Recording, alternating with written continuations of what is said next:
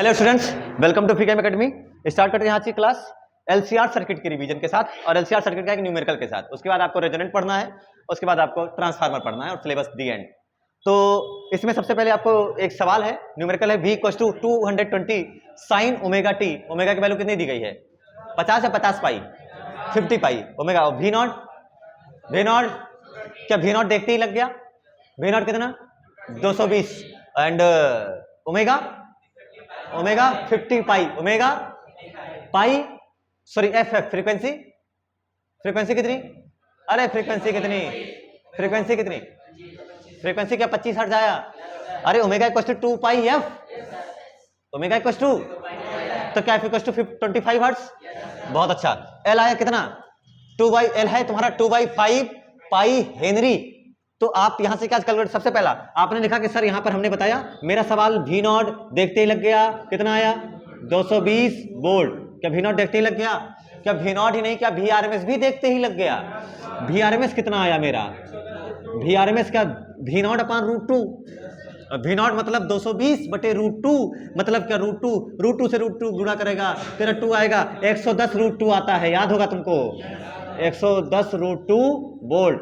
तेरा we not आया, we RMS आया, तुझे ओमेगा भी पता है। ओमेगा कितना आया? 50 पाई। सवाल में देखते ही तुमने ओमेगा भी बताया, रेडियन पर सेकेंड। उसके बाद तुमने कहा कि सर तीसरा मैंने ये बताया, हम चौथा बता सकते थे फ्रीक्वेंसी। क्या चीज? फ्रीक्वेंसी बता सकते थे। अरे क्या फ्रीक्वेंसी बराबर क्या होता है बेटा? फ्रीक्वेंसी बराबर क्या? 2 pi upon omega, 2 pi upon omega, 2 pi omega upon वो तो टाइम पीरियड होता है ठीक है। 2 pi omega upon 2 pi, that is omega कितना है? 50 पाई बटे 2 पाई। क्या 25 हर्ट्ज आया? 25 हर्ट्ज फ्रीक्वेंसी आई। Very good. ये इतना हमने सवाल को देखते केवल कहां से करा? ऊपर कुछ नहीं देखा, केवल क्या हमने यहां से देखने के बाद क्या इतना मुझे आना चाहिए है कि नहीं है? क्या केवल मुझे v equals to V naught sine omega T देखने के बाद मुझे इतना कैलकुलेट करना सबको आना चाहिए, इतना सबको पता होना चाहिए कि हाँ ये हमारे पास डेटा केवल यहीं से आ सकता है। क्लियर है सबको? उसके बाद अब आपको पता करना है, अब क्या पता कर सकते थे आप लोग? पांचवा, क्या आपको एल दिया है कि एक्सएल दिया है? एल या एक्सएल? तो क्या एक्सएल बराबर ओमेगा एल?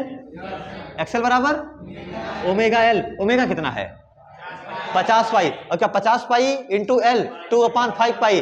क्या एल की वैल्यू सॉल्व करेगा तो आएगा कितना? एल आएगा 20 पाई, 20 एक्स पाई से पाई कट जाएगा। अरे यार ओमेगा की वैल्यू है 50 पाई, एल की वैल्यू 2/5 पाई, तो पाई से पाई चला गया कि नहीं गया? 5 का 5, 5 दामा 50, कितना आया? 20 ओम आया। 20 ओम ही तो आएगा।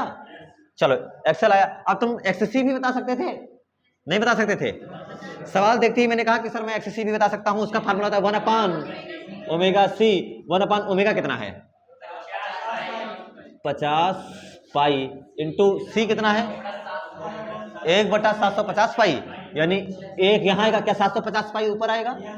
तो 750 पाई। हे 1 से तो कटेगा ही नहीं कुछ यार, क्या गलत? अच्छा 1 से कटेगा पाई से पाई गया, 0 से 0। क्या 15 आ रहा है? 15 ओम। तो मुझे एक्सेल भी पता है, एक्सेल क्या आर मुझे पता है डायरेक्ट? आर पता है नहीं पता है? अब अगला टारगेट क्या हो सकता है सवाल में? जेड का फार्मूला मुझे आता है। सातवां मुझे पता करना है इसका जेड, और Z equals to √r² plus XL minus XC का होल स्क्वायर। आर कितना है? 12। क्या 12 का स्क्वायर आपका चलो आओ जेड में बताने की कोशिश कर रहा हूं। √12 का स्क्वायर 144 प्लस एक्सएल माइनस एक्ससी। 20 में से 15 गया 5, क्या 5 बचे? 25, 5 बचे 25। 144 प्लस 25 169, तो तुम्हारा आया 169। जेड आया 13। जेड कितना आया बेटा? तो जेड आया तुम्हारा √169, जेड आया आपका 13 ओम। बहुत जरूरी चीज आपने कैलकुलेट कर ली, आपने पता भी नहीं किया बट आपको बहुत जरूरी कैलकुलेट। अब क्या मुझे जेड पता लग गया तो क्या मैं वी आर आई नॉट बता सकता हूं?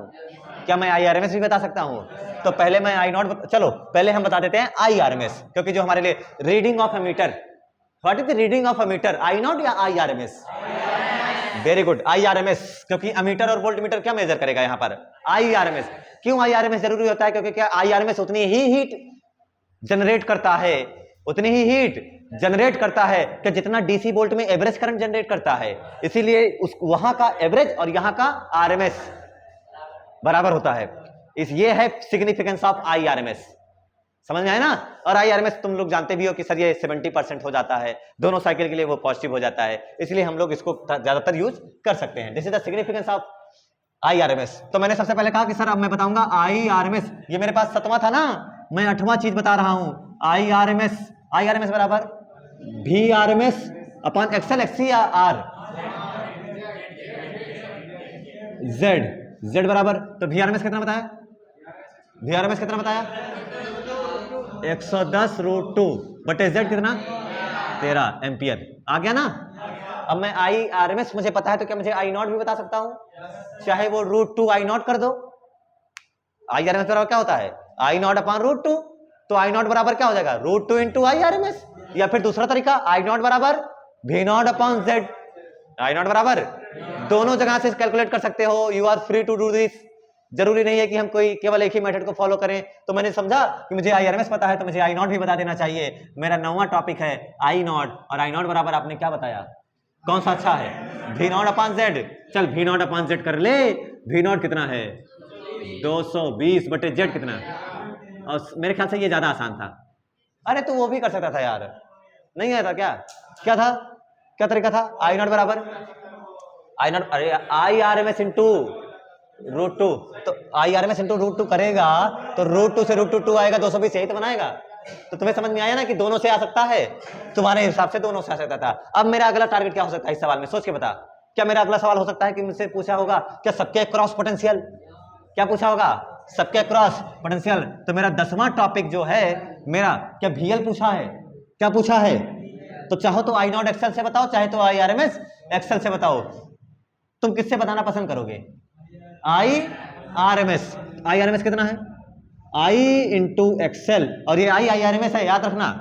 ये जो I यहां से चल रही है, ये कौन सी है?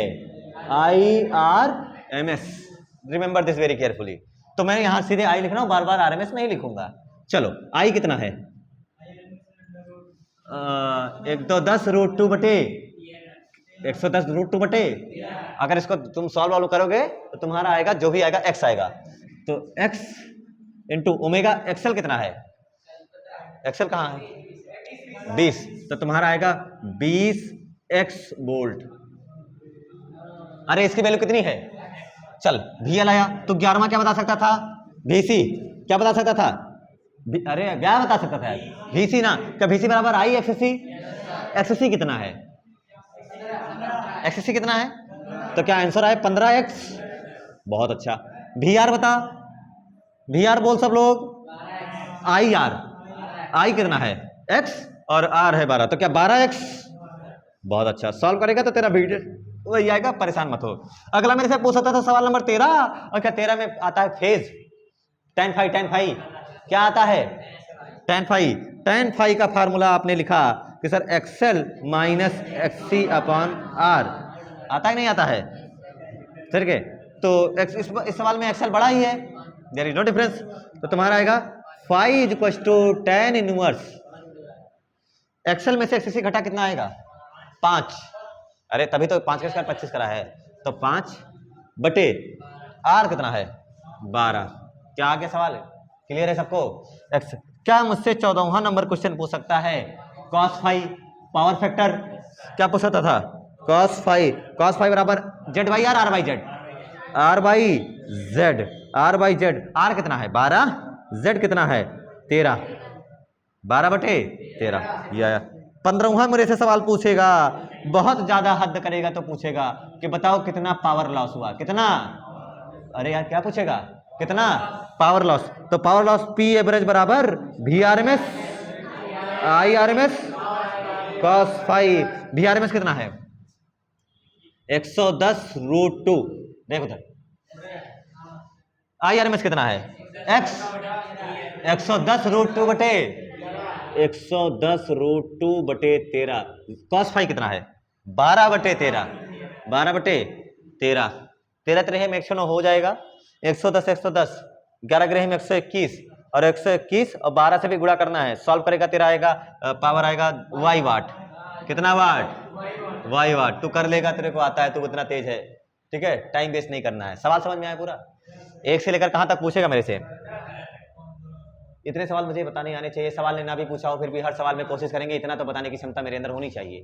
अगर मुझे इतना सब समझ में आता है और सारी चीजें समझ में आती है तो मैं सवाल इसका कोई भी आएगा हमसे हो जाएगा। बट अब इस सवाल में और ट्विस्ट आया, सवाल में ट्विस्ट आने जा रहा है और सवाल यह कहेगा in the case of resonance, in the case of अनुनाद की स्थिति में Z, अनुनाद की स्थिति में, अनुनाद की स्थिति में क्या XL बराबर XC हो जाएगा?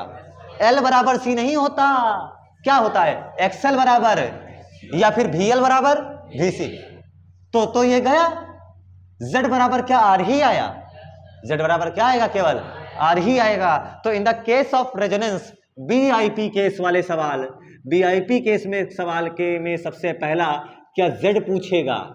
Z कितना आएगा? 12 ओम। कब आया? जब रेजोनेंस हो, अनुनाद की स्थिति हो। अगला टॉपिक वही है तुम्हारा। और Z आया 12 और दूसरा क्या I पूछेगा, यानी IRMS पूछेगा। और IRMS बराबर क्या? VRMS अपान Z। अरे IRMS बराबर VRMS अपान, तो 110 √ 2/12। तेरा कहां से आएगा?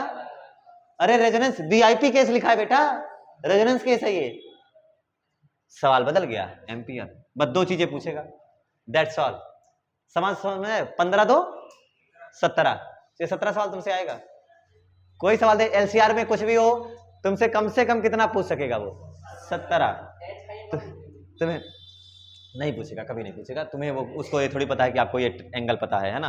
हो सकता है 1/2 वगैरह करके आए तो तुम बता ले जाओ, √3 करके आ जाए तो तुम बता ले जाओ, है ना। cos phi में भी हो सकता है कि तुम बता ले जाओ। अगर ऐसा कुछ करके आ जाए √3/2 2/√3 ऐसा है तो तुम बता भी सकते हो, अदरवाइज नहीं बता सकते ना।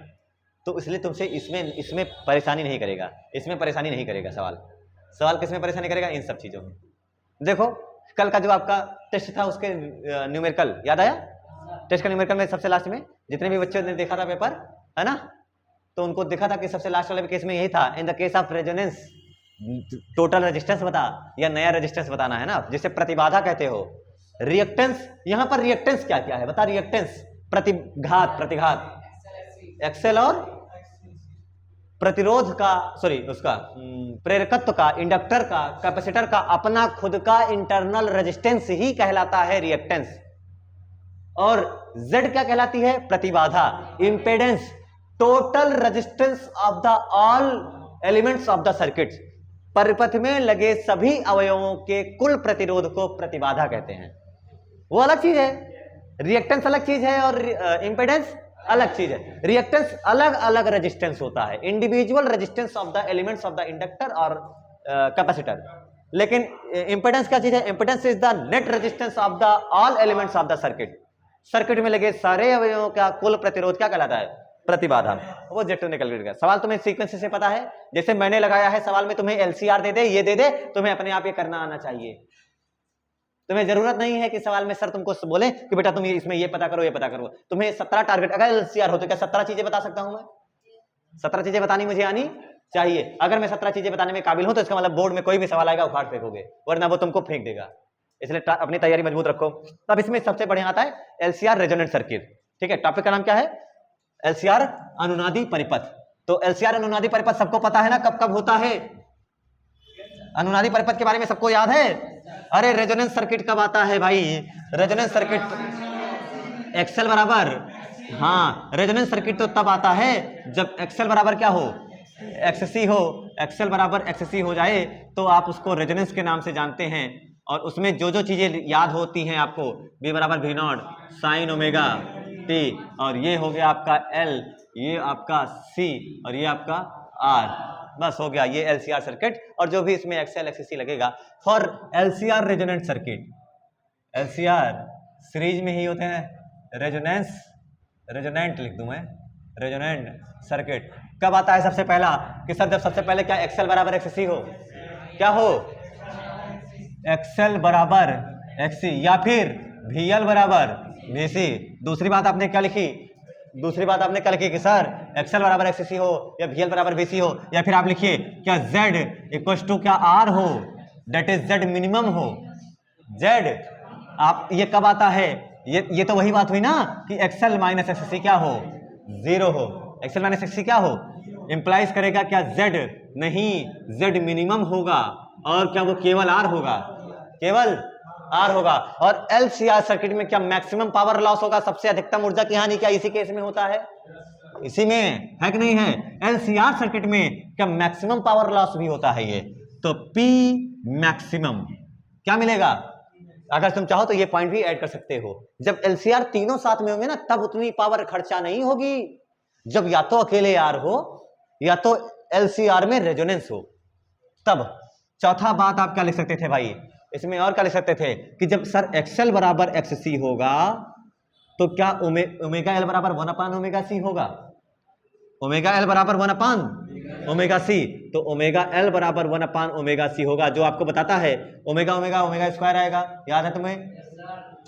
तो सॉल्व करने पर आएगा फ्रीक्वेंसी बराबर 1/2 pi under root L C, ये तुम्हारा आता है ओमेगा, सॉरी इसको हटा, ये आया, ये फ्रीक्वेंसी थी। इस फ्रीक्वेंसी का नाम क्या है, अनुनादी आवृत्ति रेजोनेंट फ्रीक्वेंसी, समझे ना। जो आपने ये सोर्स लगा रखा है कि नहीं है, जो आपने ये सोर्स लगा रखा है, ये स्रोत की आवृत्ति हो गई सोर्स की, और जो इन दोनों की आपस में फ्रीक्वेंसी सेट होगी, अगर ये दोनों एक दूसरे से ओवरलैप कर गई तो रेजोनेंस हो जाता है इन दोनों की। इस केस में इसकी फ्रीक्वेंसी और इसकी फ्रीक्वेंसी, इन दोनों की आपस में फ्रीक्वेंसी मैच कर जाती है और फ्रीक्वेंसी बढ़ जाती है, तो रेजोनेंस मिल जाता है आपको। बात समझ आई ना इस चीज को, सवाल समझ में आया क्या चीज है। इसमें क्या होता है, इस केस में क्या होता है कि जो एफ होता है उसको लिखा जाता है F equal to F naught, F equal to F naught क्या चीज है, मान ले सोर्स की फ्रीक्वेंसी हो गई जो तूने बाहर से लगा रखी है, और एफ क्या हो गया, सर्किट की फ्रीक्वेंसी, जो सर्किट में एलिमेंट लगे हुए हैं, इन दोनों की फ्रीक्वेंसी मैच कर जाएगी तो क्या हो जाएगा, रेजोनेंस हो जाएगा, अनुनाद की स्थिति आ जाती है। तो F equal to F naught, इसको तुम मान सकते हो कि सर ये हमारी सोर्स की स्रोत की फ्रीक्वेंसी हो गई और ये हमारी किसकी हो जाएगी, सर्किट की। दोनों फ्रीक्वेंसी मैच कर गई, दोनों फ्रीक्वेंसी इक्वल हो जाएंगी तो रेजोनेंस हो जाएगा। अरे दोनों बराबर होंगी तभी तो ऊपर उठेगा, कम ज्यादा होगा तो कहां उठेगा, अलग अलग होगा तो नहीं उठेगा। ये हो जाता है दोनों केस के लिए। आगे आप इसमें क्या पढ़ सकते थे, इसका और क्या यूज है, और बताओ जल्दी सब लोग भाई। और रेजोनेंस वाले में और क्या क्या सीखा था, रेजोनेंस अभी तो बाकी था तुम्हारे लिए, वो सब क्वालिटी फैक्टर की वेट करो यार तुम। उसके बाद आपने 4 पॉइंट ही पढ़ाया था ना, 5वां पॉइंट क्या था, चलो 5वें पॉइंट में लेकर के हम चलते हैं इसमें कि इसको हम लोग यूज करते हैं एक न्यूमेरिकल के बेस पर। मैंने आपको सिखाया था, तुम लोगों को याद नहीं रहता बेटा, बट मुझे याद रहता है कि मैंने क्या क्या पढ़ाया था, ठीक है। एक न्यूमेरिकल कराया था मैंने आपको उसमें कि मैं इसका एक और यूज कर सकता हूं, एलसीआर सर्किट का एक और यूज करा जा सकता है ना। याद कर, ये रेजोनेंस में क्या कराते, फ्रीक्वेंसी को मैच कराते हो तुम, फ्रीक्वेंसी को क्या कराते हो, मैच कराते हो। अब उसमें रेडियो में यही सब होता है, फ्रीक्वेंसी ट्यूनिंग करते हैं, नॉब लगी होती है उसको घुमाते हैं, है ना, और वो कैपेसिटर की वैल्यू कम ज्यादा करके ओमेगा एल को एक्सएल को एक्ससी के बराबर करा जाता है, कैपेसिटर की वैल्यू चेंज करके। उसमें कई सारे ऐसे कैपेसिटर लगे होते हैं और ये नॉब ऐसे होती है, तो आप जैसे जैसे घुमाते जाते हैं कैपेसिटर बढ़ता घटता जाता है, चेंज होता जाता है। और कैपेसिटर की वैल्यू चेंज करते इस वक्त, चेंज करते के साथ साथ आप ओमेगा सी बदलोगे, ओमेगा सी बदलोगे तो कभी ना कभी ओमेगा एल के बराबर आ जाएगा, और जहां बराबर आ जाएगा तहां फ्रीक्वेंसी मैच कर जाएगी, सोर्स की फ्रीक्वेंसी और सर्किट की फ्रीक्वेंसी क्या कर जाएगी, मैच कर जाएगी, और फ्रीक्वेंसी मैक्सिमम बन जाएगी, रेजोनेंस मिल जाएगा, और फ्रीक्वेंसी मैच करेगा तो तुम्हें सुनाई देगा, जो भी चैनल तुम लगा के बैठोगे, जो भी चैनल लगाओगे तुम्हें सुनाई देने लग जाएगा। ऐसा टेलीविजन में भी होता है, समझ रहे हो ना, ऐसा किस में होता है, वो जो डिश टीवी होता है किधर भी मुंह मोड़ के नहीं रखा जाता, उसको एक सेट डायरेक्शन में रखा जाता है, तो कभी कभी सिग्नल वगैरह हिल जाता है तो तुम जाकर के उसको मैच करते हो। बेटा तू रेजोनेंस कर रहा है, वहां पर तो रेजोनेंस करा रहा है, फ्रीक्वेंसी मैच कराने की कोशिश कर रहा है तू कहीं ना कहीं, तब ऐसा होता है। अब आगे रिमोट से भी तुम अपना सर्किट की फ्रीक्वेंसी चेंज करते हो तो अलग अलग चैनल पकड़ता रहता है। रेजोनेंस तुम्हारी डेली लाइफ में यूज हो रहा है, समझ में आया ना। ये केमिस्ट्री वाला रेजोनेंस नहीं है, केमिस्ट्री वाला रेजोनेंस नहीं है, इसको याद रखना, नहीं तो तुम केमिस्ट्री वाले रेजोनेंस में चले जाइए और कहोगे सर अच्छा ये वाला है, पहले पढ़ाते हैं सिग्मा, फिर पढ़ाते हैं पाई, फिर कहते हैं अरे नहीं दोनों इकट्ठा पढ़, और फिर बन जाए बेंजीन, गोली मारो। आइए, मुझे नहीं आता, केमिस्ट्री वाले रेजोनेंस से सावधान रहे। ये आपने सीखा और इसमें आपने कहा कि एलसीआर सर्किट का यूज ना केवल हम फ्रीक्वेंसी ट्यूनिंग के लिए करा सकते हैं, फ्रीक्वेंसी मैच कराने के लिए, रेजोनेंस के लिए, बल्कि ऐसे इस in the case of resonance ये खतरनाक भी हो जाता है। किस रूप से? मान ले अगर एक सवाल दिया जाए तुम्हें एक्सएल और एक्ससी, एक्सएल दिया है 25 ओम और एक्ससी दिया है कितना? 25 ओम। एक्सएल एक्ससी कितना दिया है? 25 ओम दिया है। एक्सएल बराबर एक्ससी तुम्हें दिया है 25 ओम दिया है, ठीक है, और आपको दिया है आर बराबर 5 ओम। आर बराबर कितना दिया है बेटा? 5 ओम, और इसको जोड़ा गया 100 वोल्ट की सप्लाई से। भी कितना लगा रखा है मैंने? 100 वोल्ट। तो भी बराबर लगा रखा है 100 वोल्ट। तो तुम बताओ मुझे सबसे पहले आई कितना आएगा? आई क्या एक्सेल एक्सेल से कैलकुलेट करोगे? नहीं, क्योंकि एक्सेल बराबर एक्सेल रेजोनेंस है, क्यों करेगा ये? तू केवल आर देख। क्या आई बराबर भी अपान जो भी है, ये तुम्हें भी आर में अपान जो भी समझ ले तू, क्या 100/5 आएगा? कितना आया? 20 एम्पियर आएगा नहीं आया? है कि नहीं है? अब तू VL निकाल। VL बराबर आई एक्सेल, VL बराबर आई एक्सेल, तो VL बराबर क्या? 500 वोल्ट। VC बता 500, VC कितना आया? 500। VR बता, VR ये 20 और ये 5, क्या 100 वोल्ट आया? तो रेजिस्टेंस के क्रॉस तो 100 ही आया।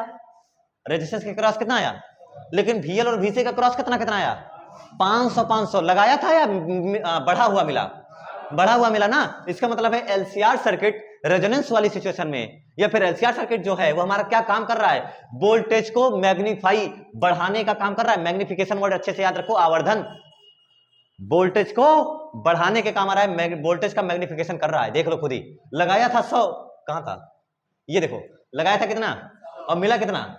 VL और VC कितना कितना? 500। यानी इसका जो मैं पचवा यूज मैं बता सकता था कि मतलब इसमें एलसीआर सर्किट में, रेजोनेंस वाले में, कि ये वोल्टेज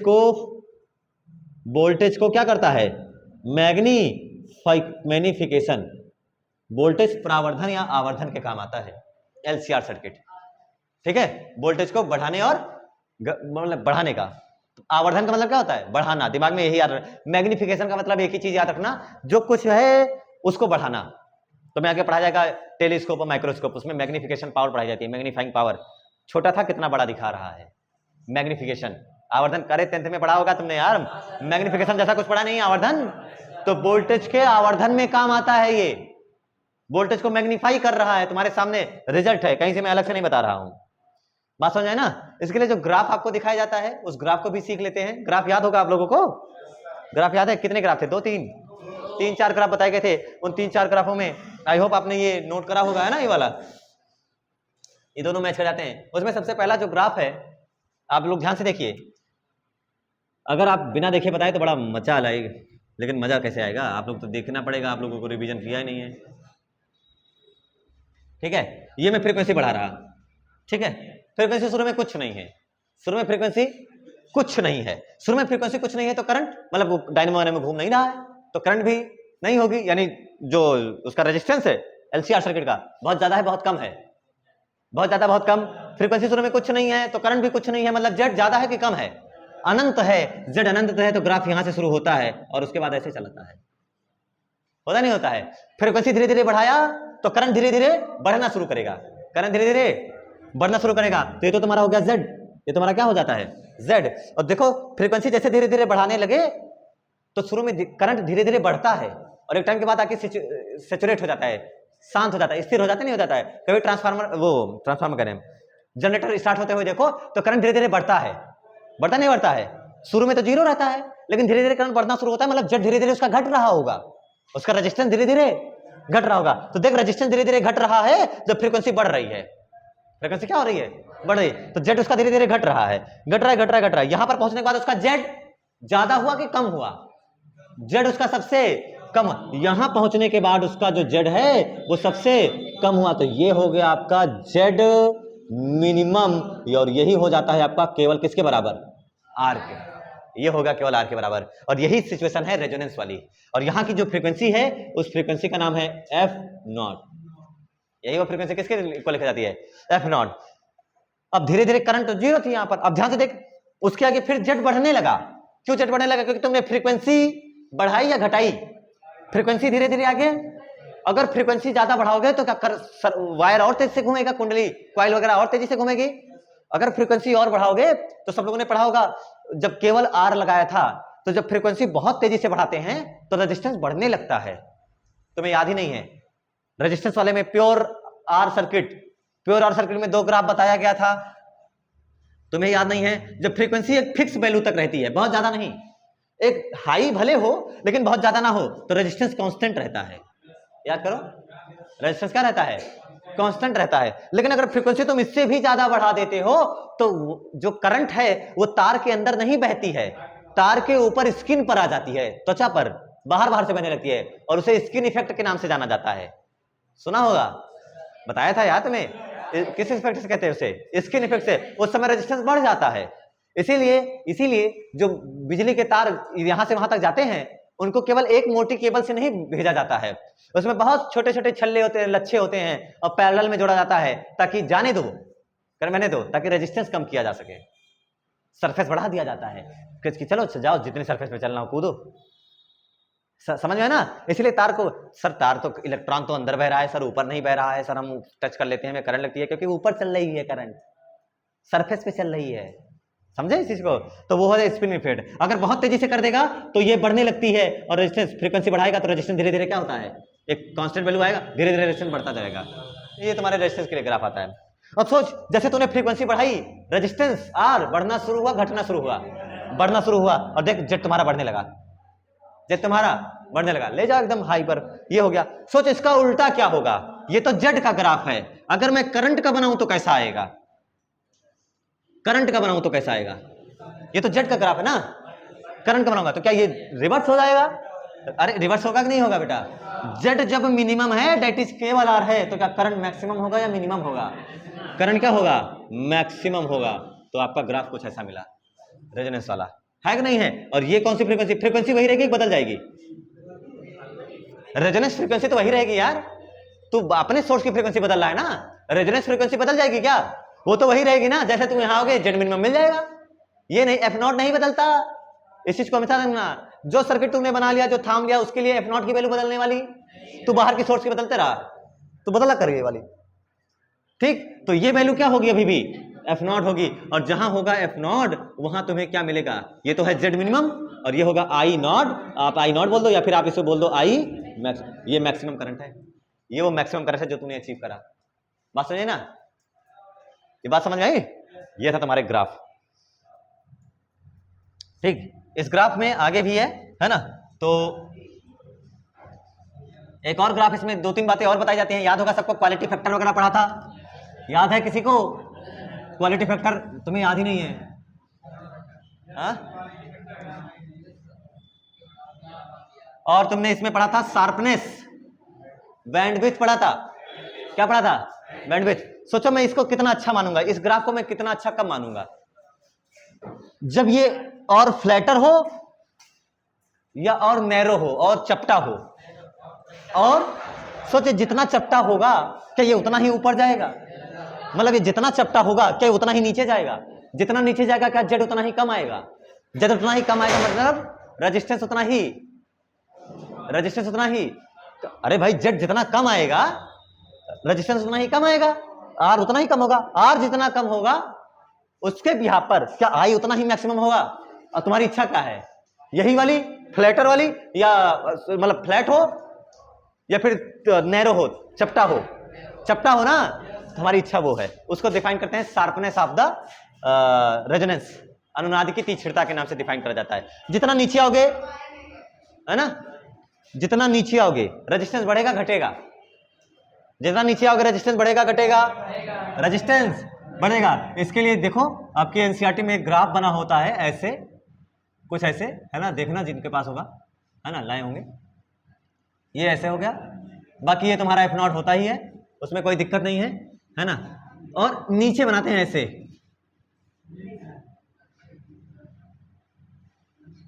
ये नीचे आने पर, और नीचे आने पर आपको ये दिखाया जाता है 2। ये तो ऊपर आर लिखा उन्होंने, और इसको क्या लिख रखा है? 2R।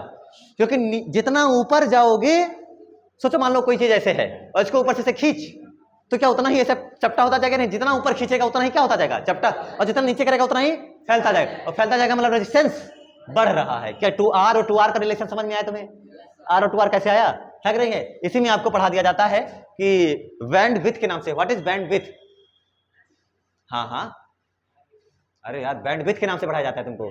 बैंड की चौड़ाई, बैंड की चौड़ाई, बैंड की चौड़ाई बताने के लिए क्या करा गया कि जो रेजोनेंस फ्रीक्वेंसी है उसके दोनों साइड, लेफ्ट साइड और राइट साइड, एक फ्रीक्वेंसी ली जाती है और जो कि लगभग होती है आई मैक्स का 1/√2। आई मैक्स का कितना होता है? 1/√2। आई मैक्स का लगभग 1/√2 यहां आता है। तो यहां पर जो फ्रीक्वेंसी आएगी उसको लिखा गया F1 से, और इसके सामने जो यहां पर फ्रीक्वेंसी आएगी दोनों अलग अलग होगी ना, उसको क्या लिखा गया? F2 से। और यहां पर जो ये करंट है ना, ये आई मैक्स अपॉन 2 नहीं है, ये आई मैक्स अपॉन √2। तुम इसको IRMS मान लो, ठीक है, IRMS अपॉन √2 जैसा तुम चाहो। जब पावर कैलकुलेट करोगे तो पावर कितनी आएगी? Average power VRMS into IRMS, VRMS into, तो दोनों में यार 1/√2 होगा, √2 इसके ना जाएगा 2 हो जाएगा। और जो पावर आएगी तुम्हारी, पावर आएगी पावर मैक्सिमम बाई 2। देख आधी पावर ऊपर है आधी पावर नीचे है, तो सेम जगह पर है, वो आधे जगह पर बिटवीन, एकदम बीचों बीच में जाकर के तुम बैंड चौड़ाई बताते हो, लगभग लगभग। बैंड चौड़ाई बताने का क्या तरीका है? बैंडविड्थ, बैंडविड्थ बताने का क्या तरीका है भाई? अगर यहां से यहां तक कितना है F2, यहां से यहां तक कितना है F1, अगर मैं F2 में से F1 घटा दूं तो क्या मेरी बैंडविड्थ आ जाएगी, बैंड चौड़ाई आ जाएगी? या फिर तुम इसको ऐसे लिख सकते हो कि सर ω2 में से क्या घटा दें, ω1, मेरा बैंडविड्थ आ जाएगा। सवाल समझ में आया? यह है तुम्हारी बैंड चौड़ाई को लेकर के। उसके बाद और इसमें क्या बता सकते थे? शार्पनेस ऑफ रेजोनेंस, कितना तीक्ष्ण होगा, कितना तीक्ष्ण होगा भाई? जितना ऊपर होगा उतना ही क्या तीक्ष्ण होगा, जितना ऊपर होगा उतना ही तीक्ष्ण होगा। अरे और क्या भाई, जितना ऊपर होगा उतना क्या होगा, तीक्ष्ण होगा। ω0 F0 तो फिक्स है, इसमें तो कोई बदलाव है नहीं, है कि नहीं है? तो जो भी परिवर्तन आएगा किसमें आएगा, जो भी परिवर्तन आएगा किसमें आएगा? क्या F2 माइनस F1 में आएगा, F2 माइनस। सो जितना ये जितना ऊपर जाएगा क्या F2 माइनस F1 उतना ही छोटा होता जाएगा, और जितना छोटा होता जाएगा क्या शार्पनेस उतनी ही बढ़ती जाएगी। सवाल समझ में आया तुमको कॉन्सेप्ट? जितना, तो आपको शार्पनेस कैसे बताई गई? शार्पनेस, अनुनाद की तीक्ष्णता, शार्पनेस बताने के लिए शार्पनेस कैसे बताया गया कि सर जितने, कैसे बताया गया? ω0 तो मेरा फिक्स है, उसमें तो कोई चीज नहीं आ रहा है। जितना ज्यादा, जितना छोटा होता जाएगा ω2 माइनस ω1, जितना ये कम होगा, सो जितना ये दूर होगा। इस वाले में देख, ऊपर वाले में बैंडविड्थ ज्यादा है या नीचे वाले में? ऊपर वाले में बैंडविड्थ ज्यादा है कि नीचे वाले में? ऊपर वाले में R में या 2R में? ऊपर वाले में बैंडविड्थ ज्यादा है या नीचे वाले में? सोच के बताइए, जल्दी बताओ। सारे लोग आंसर क्यों नहीं देते यार, गूंगे हैं क्या सब? R वाले में या 2R वाले में? बैंडविड्थ 2R में ज्यादा है बेटा। जितना नीचे आओगे उतना फ्लैटर होगा, उतना ही चपटा होगा।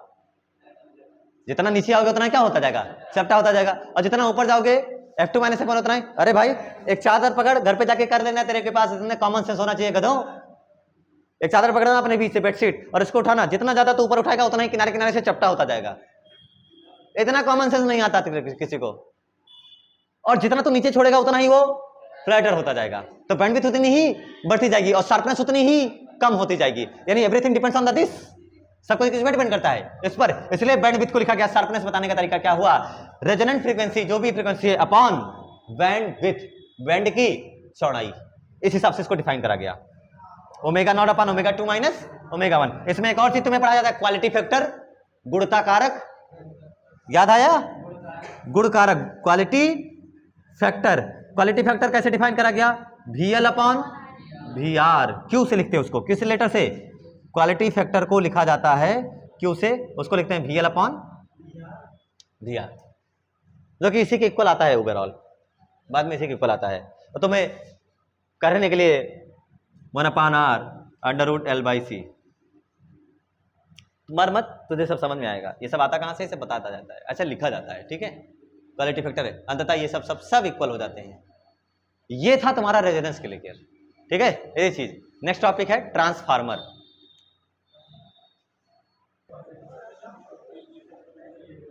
इसमें ये वाला टॉपिक तो क्लियर है, कौन सा गया? ये वाला क्लियर है ना सबको? ये वाला शार्पनेस, शार्पनेस कब ज्यादा मिलेगी? शार्पनेस कब ज्यादा मिलेगी? जितना ऊपर जाओगे, जितना नीचे जाओगे? जितना ऊपर जाओगे, जितना ऊपर जाओगे रेजिस्टेंस उतना ही कम होगा या उतना ही ज्यादा होगा? जितना ऊपर जाओगे रेजिस्टेंस उतना ही कम होगा, उतना ज्यादा होगा? रेजिस्टेंस उतना ही कम होगा। उधर देख, वो ऊपर जाने का मतलब इधर का है, ये वाला, उधर ऊपर जाने का मतलब इधर उतना ही नीचे जा रहे हो, और जितना नीचे जाओगे जेड उतना ही मिनिमम आएगा और आर उतना ज्यादा। तो उसके लिए कई सारे ग्राफ जो आपको दिखाए जाते होंगे, शायद आपने देखा होगा कहीं ना कहीं किताबों में। ऐसे पहला ये R1 लिखते हैं, है ना, ये R1 अंदर लिख देता हूं मैं R1, फिर दूसरा ऐसे दिखाते होंगे, तीसरा ऐसे दिखाते होंगे, चौथा ऐसे दिखाते होंगे, तोड़ देते होंगे ऊपर ले जाकर के वो कि हाँ मैं नहीं दिखा पा रहा हूँ, और उसको लिखते हैं ये R1, ये R2, ये R3, ये R4, और लिखा जाता है कि R1 is greater than R2 is greater than R3 is greater than R4। जितना ऊपर जाएगा रेजिस्टेंस उतना ही कम होता जाएगा, क्योंकि शार्पर द शार्पनेस जितनी ज्यादा बनती जाएगी, जितना ज्यादा वो शार्प होता जाएगा, sharper the value of resonance, है ना, sharper the value of resonance will give you the minimum value of resistance. सबसे कम वैल्यू आएगी रेजिस्टेंस की। समझ में आया? ये था टॉपिक, सबसे खतरनाक टॉपिक था LCR रेजोनेंस सर्किट का। ये ग्राफ ही तुम्हारे लिए इंपॉर्टेंट है, स्पेशली CBSE के लिए ग्राफ ही सबसे ज्यादा इंपॉर्टेंट है, और बाकी तो सब तुम्हें न्यूमेरिकल वगैरह सब आता ही है। इसलिए ग्राफ पे PhD रखो, इसी में तुम फंसोगे, इसी में तुम दगोगे। ये सारे फार्मूले छोटे छोटे जो लिख दिए गए, ठीक है, इतना ही रिवीजन करते रहिए, नोट्स बनाते रहिए। धन्यवाद।